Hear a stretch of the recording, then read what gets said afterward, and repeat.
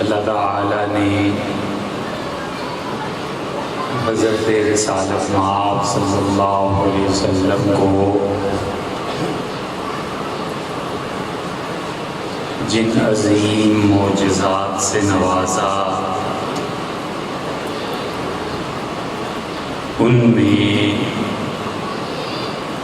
ایک بہت بڑا معجزہ معراج بھی تھا۔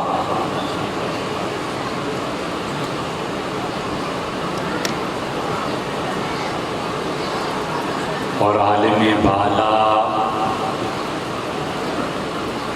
آسمانوں کے متین اور فرشتے اور اللہ کی جو مخلوق بھی وہاں تھی، انہوں نے یہ جانا کہ عالم بشریت کی زد میں وہ بھی ہیں۔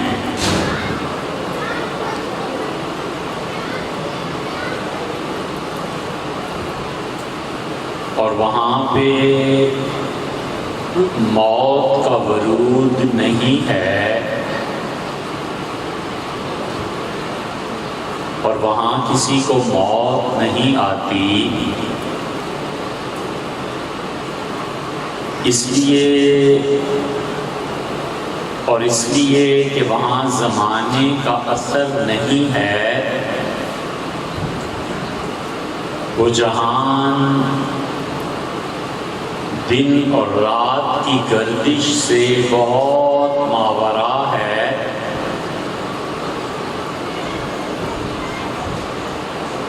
تو کروڑوں اربوں سال سے جو وہاں رہ رہے ہیں، انہوں نے پہلی مرتبہ دیکھا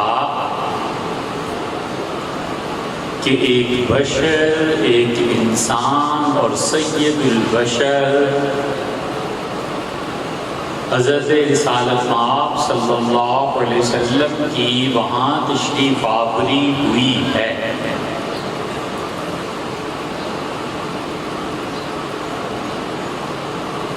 اور اللہ تعالیٰ نے اس سے پہلے یہ کیا کہ انبیاء علیہ السلام کو اس کائنات کے اسرار بتائے،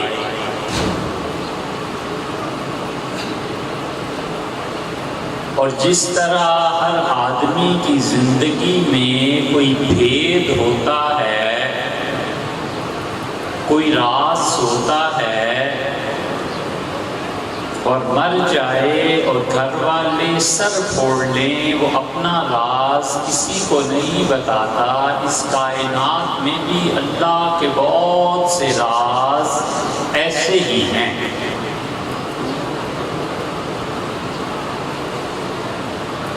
اور اللہ وہ راز یا تو کسی پہ نہیں کھولتا، اور اگر کھولتا بھی ہے تو اپنے ان بندوں پر جن کو اللہ نے اپنے حقیقی قرب سے نوازا ہوتا ہے۔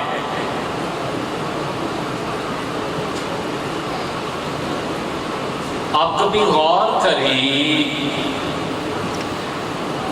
تو یہ جو رزق ہے، کھانا پینا، پیسہ دولت،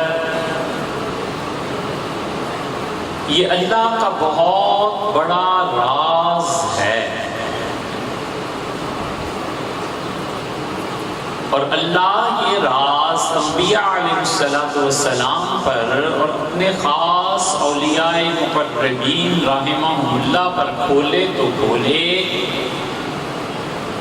عام آدمی اگر خدا کے اس راز کو جاننا چاہے تو قطعاً ممکن نہیں ہے، سر مارے پیٹ کے مر جائے، مگر خدا کا یہ راز عام آدمی کو نہیں کھولتے، نہیں سمجھ میں آتا۔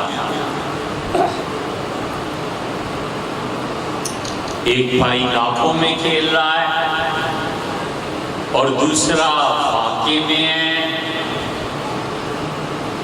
دونوں طرف سڑک کے تنور ہیں، اس طرف روٹیاں لگوانے والے لائن لگی ہوئی ہے، اور یہ بیچارہ لکڑیاں جلا جلا کے شام کو فارغ گھر چلا جاتا ہے، اس بیکری پہ رش اتنا ہے اور اس بیکری کو کوئی پوچھتا نہیں۔ یہ کیا وجہ ہے کہ لوگ سارے اس دکان پہ جاتے ہیں، اس پہ نہیں جاتے؟ یہ اللہ کا راز ہے۔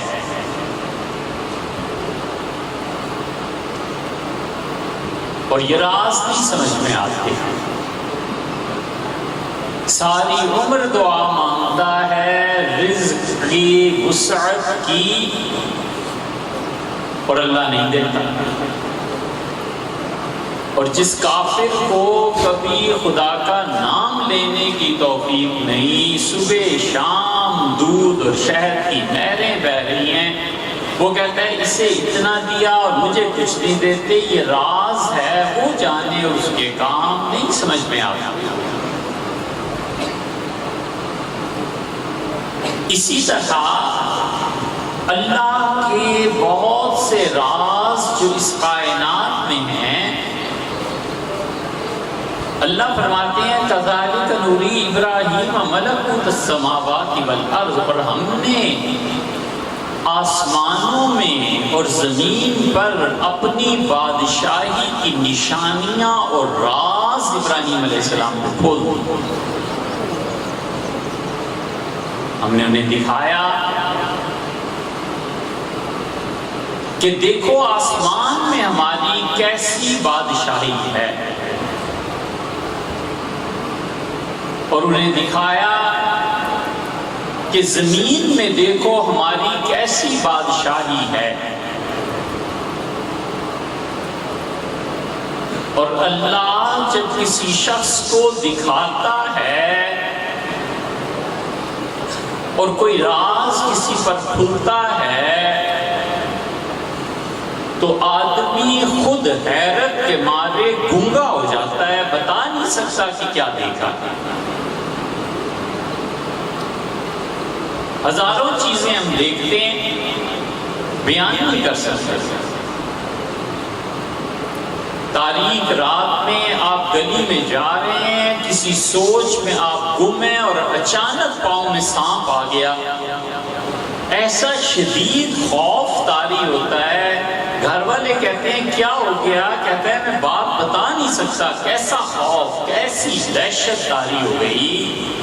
اس طرح اللہ جو اپنے راز بتاتا ہے، آدمی ہر کوئی بیان نہیں کر سکتا۔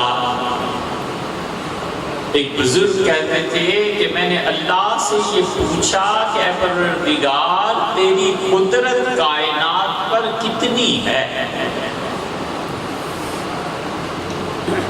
تو مجھے جواب ملا کہ کائنات تو بہت بڑی چیز ہے، ایک ریت کے ذرے پہ جو ہماری قدرت ہے وہ تمہیں ہم دکھائیں؟ تو اس نے کہا میرے رب دکھا۔ تو جب اس پہ قدرت خدا کی ایک ریت کے ذرے پر دکھائی گئی تو ہفتوں صوفی بیچارہ گم ہو گیا، بات نہیں کر سکتا تھا کہ اللہ نے کیا نشانی دکھائی۔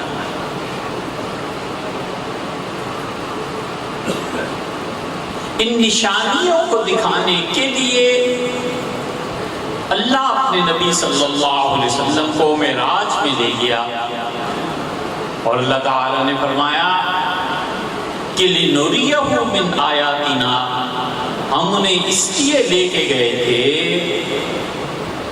تاکہ انہیں اس کائنات کی نشانیاں دکھائیں، اس دنیا میں اپنے ہونے کی ثبوت اور یہ چیزیں دکھائیں۔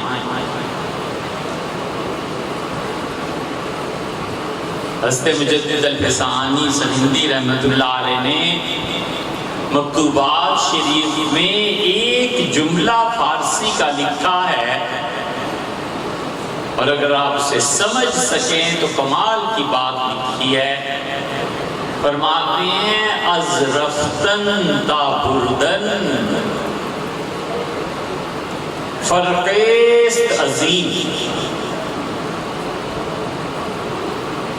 خود جانے میں اور کسی کو بھیج کر بلانے میں زمین و آسمان کا فرق۔ گئے نہیں، لے جائے گئے، اور جانے میں اور لے جانے میں زمین آسمان کا فرق. اسی لیے جب مکہ مکرمہ سے حرم شریف سے چلے تو جگہ جگہ پہ اللہ نے نشانیاں دکھائیں، اور 9 جگہیں ایسی تھیں جہاں پر حکم ہوا کہ یہاں اتریں اور 2 نفل پڑھیں. اور آپ نے ارشاد فرمایا کہ مجھے جبریل نے اشارہ کیا اور کہا کہ یہ وہ زمین ہے جہاں پر آپ ہجرت کر کے آئیں گے، اور نزل تشریف لے چلیے یہاں زمین پہ صلی اور 2 رکعتیں پڑھیے. اور آپ نے فرمایا میں نے زمین پہ غور کیا تو ہر طرف کھجور کے درخت تھے، اور میں سمجھا کہ یہ شام کی زمین ہے، کیونکہ شام میں کھجور کے درخت زیادہ ہوتے تھے. یہ تو اب میں نے ہجرت کی تو پتہ چلا کہ مدینہ منورہ.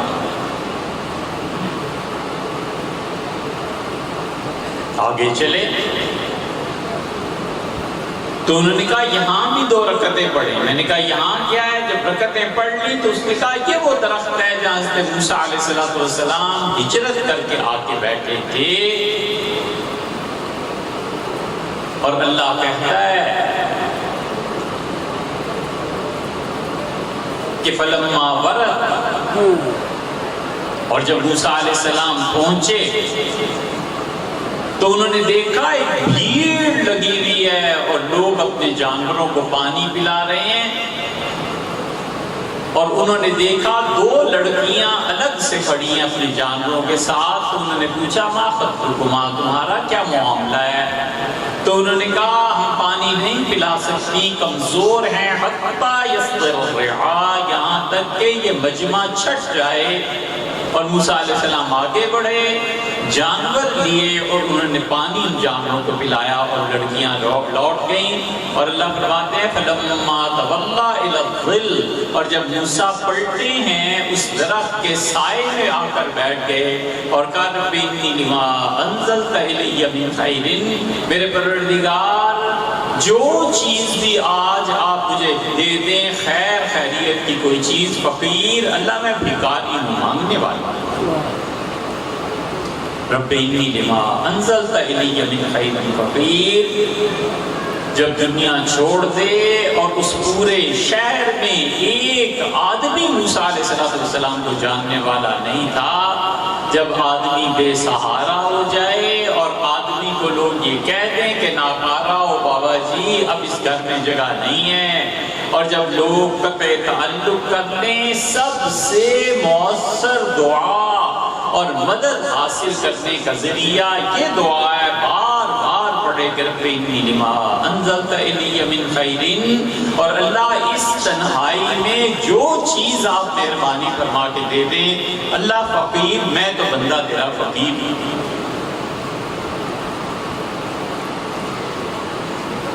اور آگے چلے اور جبریل امین نے کہا یہاں بھی 2 رکعتیں پڑھ لیں. اور حضور صلی اللہ علیہ وسلم فرمایا میں نے غور کیا، ہر طرف محلات بنے ہوئے، بڑے بڑے گھر، اور اس ٹیلے پہ مجھے کہا کہ رکعتیں پڑھیں. اور میں نے 2 رکعتیں پڑھ کے پوچھا کہ اس ٹیلے پہ کیوں مجھے نماز پڑھواتے ہو؟ تو نسائی کی روایت میں آتا ہے انہوں نے کہا یا عیسیٰ علیہ السلام پیدا ہوئے تھے. پھر ایک جگہ اتارا، یہاں 2 رکعتیں پڑھیں. میں نے کہا یہ کیا ہے؟ انہوں نے کہا شعیب علیہ السلام کا مدین، یہاں وہ ہوتے تھے. پھر ایک جگہ اتارا، کہا یہاں 2 رکعتیں. میں نے کہا یہ کیا ہے؟ انہوں نے کہا حضرت ابراہیم علیہ السلام ہوتے تھے. ان اماکن اور جگہوں میں خود سے کوئی پاکی نہیں آئی، اللہ کی کسی پاک اور نیک بندے نے پاؤں رکھا ہے تو وہ زمین متبرک ہو.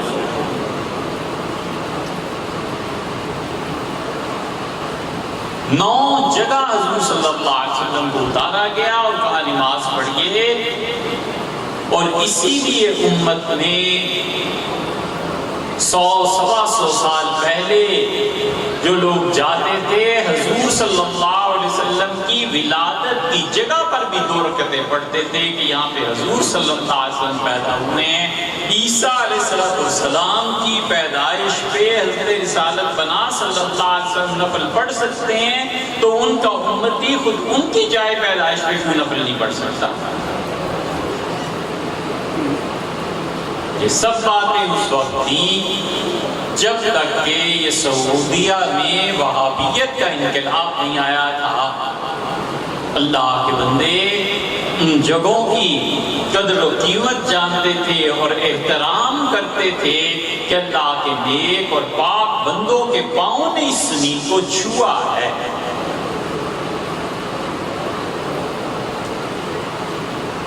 اور پھر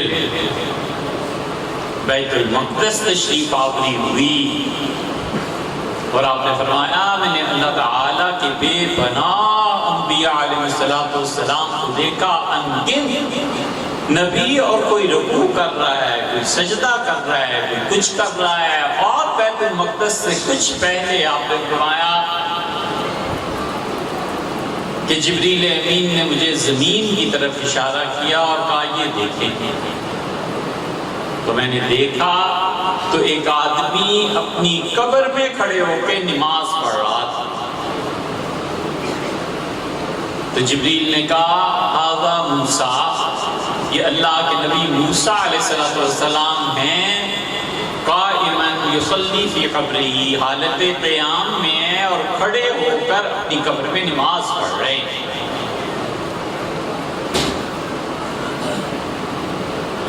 یہ اللہ کا قرب تھا،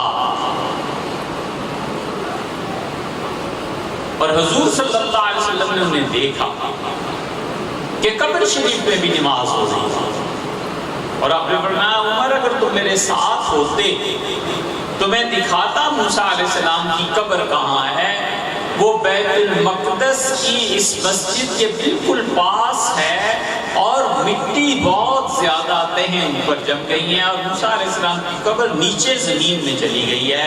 فرمایا تم میرے ساتھ ہوتے تو میں تمہیں دکھاتا عمر کہ یہ دیکھو موسیٰ علیہ السلام نماز پڑھ رہے ہیں۔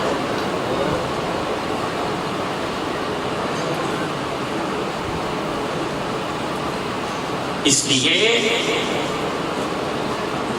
اور کسی سے کیوں نہیں کہا کہ تم میرے ساتھ ہوتے، سارے صحابہ رضی اللہ عنہ بیٹھے ہوئے، نام عمر رضی اللہ عنہ کا لیا اس لیے کہ عمر رضی اللہ عنہ کی آنکھ ایسی تھی جو اس منظر کو دیکھ سکتی تھی۔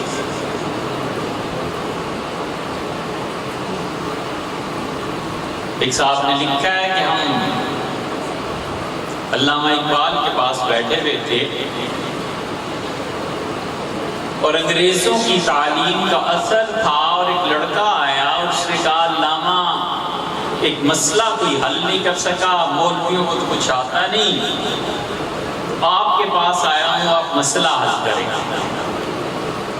کبھی علماء سے پوچھو مجھے تو مسائل نہیں آتا، نہیں آپ۔ اس نے کہا یہ جو حدیث میں آتا ہے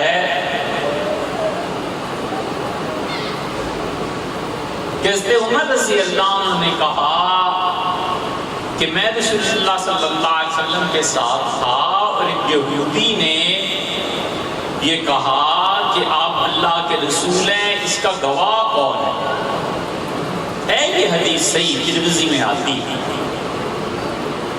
لڑکے نے کہا علامہ صاحب حدیث میں آیا ہے کہ حضور صلی اللہ علیہ وسلم فرمایا اس یہودی سے کہ اچھا بھئی تم بتاؤ کون گواہی دے، یہ درخت اگر گواہی دے کہ میں اللہ کا رسول ہوں تو مان جاؤ گے؟ اس نے کہا مان جاؤ۔ اور سیدنا عمر رضی اللہ عنہ کہتے ہیں میں نے دیکھا زمین شق ہوئی، وہ درخت چل کے آیا اور آ کے حضور صلی اللہ علیہ وسلم کے پاؤں پہ گر گیا، اور آواز آئی کہ میں گواہی دیتا ہوں آپ اللہ کے رسول۔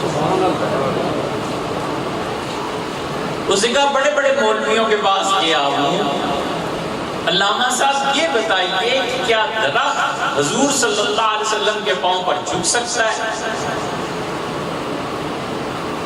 حضرت عمر رضی اللہ عنہ جیسا سمجھدار آدمی کہتا ہے ماننا پڑتا ہے لیکن کیسے ممکن ہے؟ تو علامہ نے کہا مجھے اتنا کچھ تو نہیں پتا بھائی علم کیا چیز ہے، لیکن مجھے اتنا پتا ہے کہ سیدنا عمر رضی اللہ عنہ پر لمحہ ایسا آ گیا تھا کہ انہوں نے درخت کو چلتے آتے اور جھکتے دیکھ لیا۔ عمر رضی اللہ عنہ غور فرماتے تو پوری کائنات ہی محمد صلی اللہ علیہ وسلم کے قدموں میں جھکی ہوئی نظر آتی۔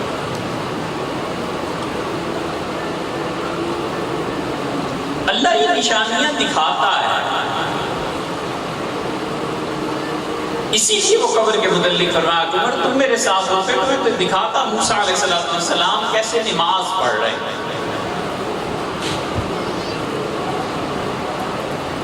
اور ارشاد فرمایا تمام انبیاء علیہ السلام جمع تھے اور کوئی سجدہ کر رہا ہے، کوئی رکوع کر رہا ہے، کوئی نماز پڑھ رہا ہے۔ میں نے ابراہیم علیہ السلام کو دیکھا نماز پڑھ رہے ہیں، موسیٰ علیہ السلام کو دیکھا رکوع یا سجدے میں ہیں، اور یہ الفاظ آئے ہیں حدیث میں، اور مجھے اتنی شدید پیاس محسوس ہوئی کہ ایسی پیاس لگی نہیں تھی، تو میں نے جبریل سے کہا کہ بڑی سخت پیاس ہے۔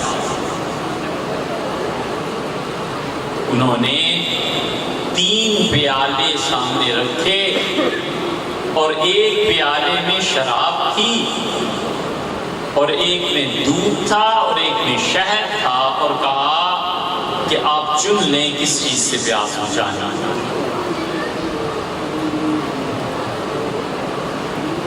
حضور صلی اللہ علیہ وسلم فرمایا میں غور کرتا رہا اور پھر میں نے دودھ کا پیالہ لیا، اور میں نے جب اسے پیا تو اس دودھ کا اثر میری پیشانی اور ناخنوں میں اس کی تری آ گئی، اتنا زیادہ میں نے اس دودھ کو پیا تھا کہ پیاس بجھے۔ اور جبریل نے شراب کی طرف اشارہ کیا اور اسے کہا لو اخترت ھذا، اگر آپ یہ شراب کا پیالہ چن لیتے نا لغوت امتک، آپ کی پوری امت گمراہ ہو جاتی۔ الحمدللہ الذی ہداک للفطرہ، اللہ کا شکر ہے کہ اس نے آپ کو یہ توفیق دی کہ آپ نے صحیح چیز دودھ کا انتخاب فرمایا۔ بتایا گیا کہ دودھ علم تھا، اس امت کے نصیب میں اللہ نے علم لکھ دیا، اور شہد دنیا تھی اس کو نہیں چنا، اور شراب گمراہی تھی اس کو بھی نہیں چنا۔ اس حدیث سے پتہ چلتا ہے کہ نبی امت میں بڑا ہوتا ہے علیہ السلام، وہ کسی چیز کا انتخاب کر لے تو اس کا انتخاب پوری امت پر اپنا اثر چھوڑتا ہے۔ اسی طرح خاندان، قبیلے، کنبے میں بڑا آدمی جو فیصلہ کر لے، پوتے پڑپوتے، بیٹے بیٹیاں، نواسے پڑنواسے سب کے سب اس رنگ میں رنگے جاتے ہیں۔ بڑا گمراہی اختیار کر لے تو پوری نسل گمراہ ہو جائے، اور بڑا ہدایت پہ چلے تو پوری نسل ہدایت پہ آ جائے۔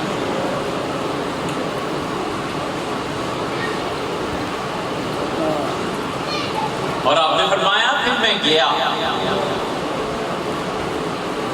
اور میں دیکھ رہا ہوں کہ اب کون نماز پڑھائے گا، اور جبریل نے مجھے آگے کر دیا اور میں نے نماز پڑھائی۔ اور پھر رسول اللہ صلی اللہ علیہ وسلم نے وہاں سے دوسرا سفر آسمانوں کا اختیار فرمایا، اور اللہ تبارک و تعالی کی زیارت سے مشرف ہوئے۔ اب وہ اللہ کی زیارت کیسی تھی، کس طرح کی تھی، کس نوع کی تھی، کوئی نہیں جانتا۔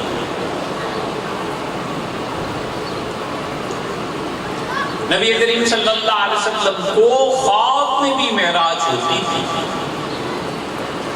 یہ بیداری کی جو معراج ہے یہ ایک بار ہے، اور خواب کی معراج حضور صلی اللہ علیہ وسلم کی وہ کئی مرتبہ ہوئی۔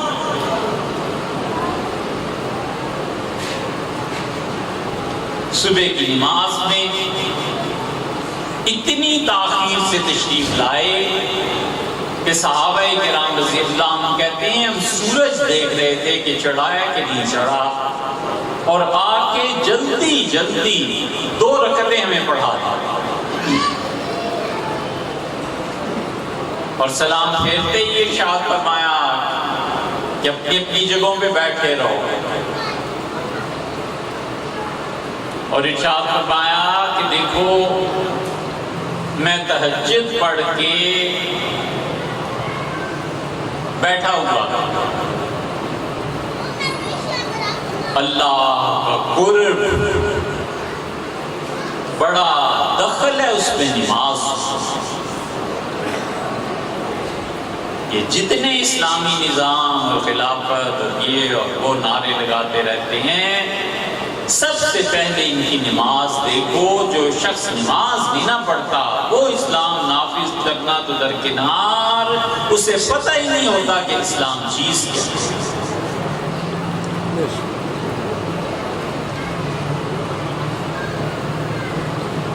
اس لیے یہ تہجد کو بڑا دخل ہے اللہ کے قرب میں۔ ایک ہے قیام اللیل اور ایک ہے تہجد۔ قیام اللیل کا مطلب یہ ہے کہ کوئی آدمی ساری رات سوئی اور کسی بھی وقت اٹھا اور چند نفل پڑھ لیے، یہ قیام اللیل ہو گیا۔ جو اللہ نے کہا یا ایھا المزمل قم اللیل الا قلیلا، آپ رات کو اللہ کے حضور کھڑے رہیے۔ یہ قیام اللیل کا مطلب یہ ہے کہ آدمی رات کو سوئی نہ، فجر پڑھ کے پھر سوئی، عشاء سے فجر جاگتے ہو گئی، کوئی کام دین دنیا کا یا دنیا کا کام تو نہ سمجھو، دین کے کام کرتا رہا کچھ اور، پھر آخر پہ یہ قیام اللیل۔ اور تہجد کا مطلب یہ ہے کہ وہ آدمی سوئے اور پھر اٹھے، اس لیے قیام اللیل سے تہجد افضل ہے، کیونکہ سو کے اٹھنا بڑا دشوار ہے۔ اسی لیے اس کی سب سے آسان صورت شریعت نے رکھی ہے کہ عشاء کے 4 فرض پڑھے، پھر 2 سنتیں پڑھے، اور وتر اور سنتوں کے درمیان 2، 4، 8، 10 نفل جتنے پڑھ لیں یہ تہجد ہے۔ سب سے ہلکا درجہ تہجد کا یہ ہے، یہاں سے شروع ہوتی ہے۔ اسی لیے حنفی فقہا کہتے ہیں کہ عشاء کے 4 فرض اور پھر 2 سنتوں کے بعد 2 نفل پڑھے، پھر وتر پڑھے۔ یہ جو 2 نفل انہوں نے سنت موقدہ اور وتر کے درمیان رکھے ہیں، یہ اسی لیے کہ کوئی مسلمان تہجد سے محروم نہ رہے، چلو 2 نفل ہی پڑھ لو۔ ارشاد فرمایا کہ میں تہجد کے بعد بیٹھا ہوا تھا تو مجھے اونگ آ گئی، اور اونگ میں نے اپنے پروردگار کو دیکھا، اور اللہ نے مجھ سے پوچھا اور میں نے اپنے رب کو دیکھا بہت خوبصورت حالت میں، بہت ہی زیادہ بلند، ارفع، اعلیٰ، اجل، اتم و امجد حالت میں دیکھا۔ اور مجھ سے اللہ تعالیٰ نے کہا فیما یختصم بالملأ الاعلیٰ، میرے فرشتے ملائے اعلیٰ میں کس چیز پر بحث کر رہے ہیں؟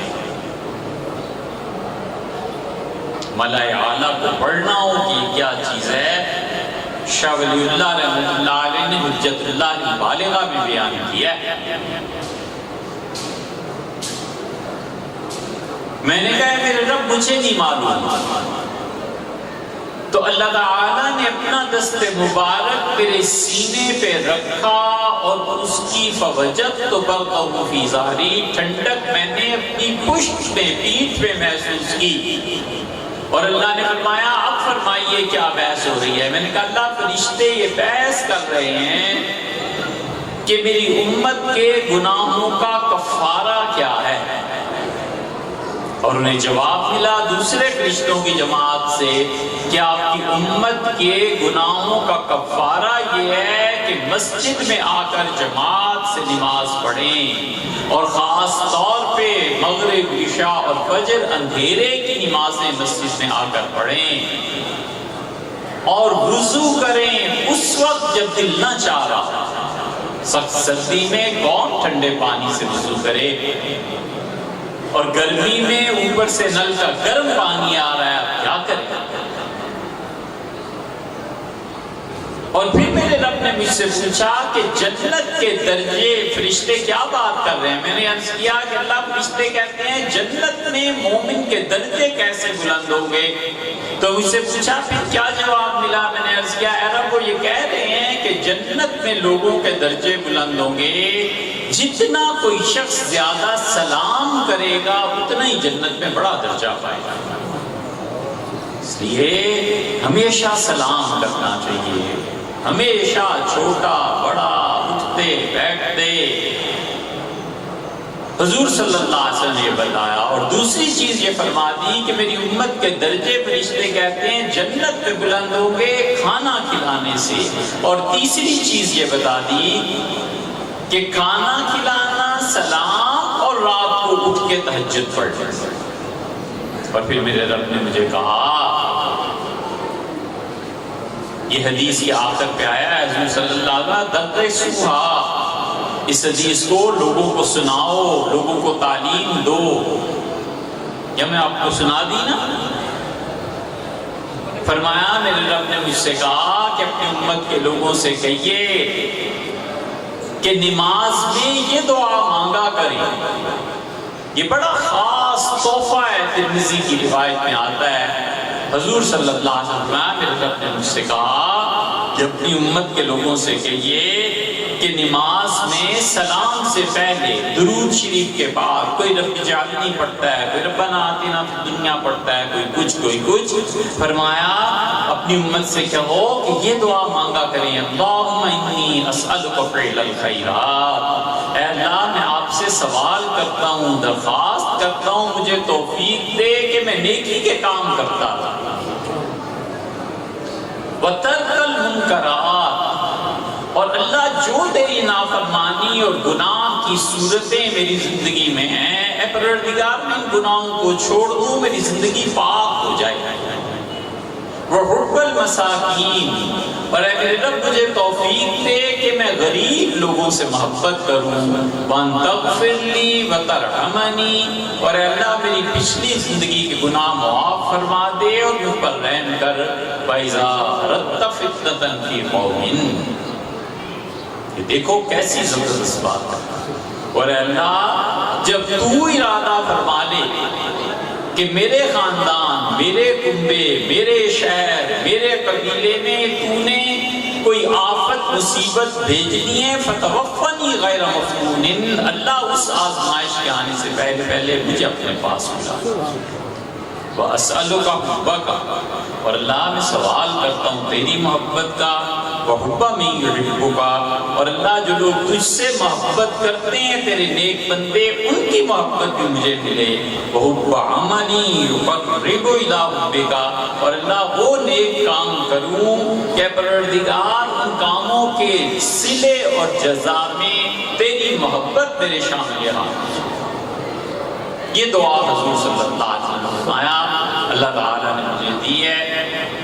میں یہ دعا فوٹو کاپی کرا کے لے آیا تھا کہ آپ لوگ اتنی محنت اتنا وقت نکال کے آئے ہیں تو چاہیے کہ کچھ سیکھ کے جائیں، تو یہ پیش کر رہا ہوں۔ کیا نام؟ ہاں، مخلص عبداللہ صاحب کو دے کے جا رہا ہوں۔ یہ فوٹو کاپی ہے، اس دعا کو یاد کیجیے، آپ آئے ہیں کچھ سیکھ کے جائیے، اسے نماز میں پڑھا کیجیے، سلام سے پہلے اور درود شریف کے بعد اس کی فوٹو کاپی کرا لیجیے گا۔ یہ عبداللہ صاحب کو دیتا ہوں، اللہ تعالیٰ آپ کو عمل کی توفیق۔